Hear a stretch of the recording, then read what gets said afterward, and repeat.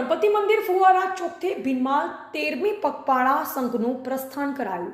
પવિત્ર શ્રાવણ માસમાં લોકો દેવી દેવતાઓના સ્થાને દર્શનાર્થે જતા હોય છે અને અનેક લોકો પરિવાર સાથે પગપાળા પણ જતા હોય છે।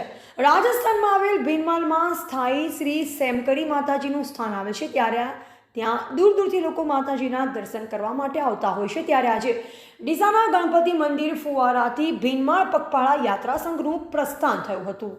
આ સંઘનું પ્રસ્થાન ડીસાથી શ્રી ક્ષેમકરી માતાજી 13મી પગપાળા સંઘનું પ્રસ્થાન કરાયું। ડીસા ફુવારા ચોક ગણપતિ મંદિરથી Dhanera road Yamuna cold storage સુધી શોભાયાત્રા કરવામાં આવી હતી। શ્રી ક્ષેમકરી માતાજી ભીનમાળ પગપાળા યાત્રા સંઘનું ડીસાથી સાઉન્ડના સથવારે સોલંકી પરિવાર દ્વારા સંઘનું પ્રસ્થાન કરવામાં આવ્યું, જેમાં મોટી સંખ્યામાં સોલંકી માળી સમાજ પરિવાર આ સંઘમાં જોડાયો હતો। આજે અમારે ક્ષેમકરી માતા ભીનમાળની 13મા સંઘની અંદર શુભ શરૂઆત અમે ડીસાથી ફુવારા સર્કલ ગણપતિ મંદિરથી કરેલ છે અને ડીસાથી ભીનમાળ અમે જવા માટે અમને સૌ સોલંકી માળી પરિવાર તરફથી સૌ આયોજન વડીલો ભાઈઓ અને એમનો સાથ સહકારથી અમે આજે 13મો સંઘ લઈને નીકળી રહ્યા છીએ। તો આ ભાઈ ભક્તો બધા વધારે એમના માટે માતાજી બધાને મનોકામના પૂરી કરે। બોલો શંકરી માતાજી જય। અને સાઉન્ડના સથવારે સોલંકી પરિવાર ઝૂમી ઉઠ્યા હતા। શ્રી ક્ષેમકરી માતાજી ભીનમાળ સંઘના આયોજક પ્રવીણભાઈ માળી, શિવમભાઈ માળી, અશ્વિનભાઈ માલી, પ્રદીપભાઈ માલી, રાજુભાઈ માલી વગેરે હાજરે માતાજીના સંઘનું પ્રસ્થાન કરવામાં આવ્યું, જેમાં મોટી સંખ્યામાં સોલંકી પરિવાર આ સંઘમાં જોડાઈ અને યમુના કોલ્ડ સ્ટોરેજ ખાતે માતાજીની પ્રસાદ લઈ ધન્યતા અનુભવી। આ શોભાયાત્રામાં ઉપસ્થિત એક્સ ચેરમેન મગનલાલ માલી, નિવૃત્ત ચીફ ઓફિસર પંજાભાઈ માલી, પોલીસ સ્ટાફ અને સોલંકી માલી સમાજના લોકો મોટી સંખ્યામાં જોડાયા હતા। પગપાળા યાત્રા સફળતાપૂર્વક પૂર્ણ કરી ભીનમાળ ખાતે આવેલ માતાજીના દર્શન કરી ધન્યતા અનુભવશે।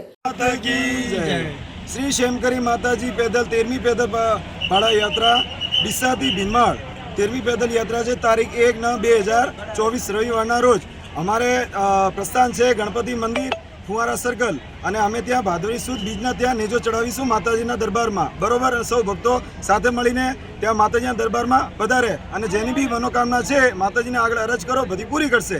બોલે ક્ષેમકરી માતા કી જય।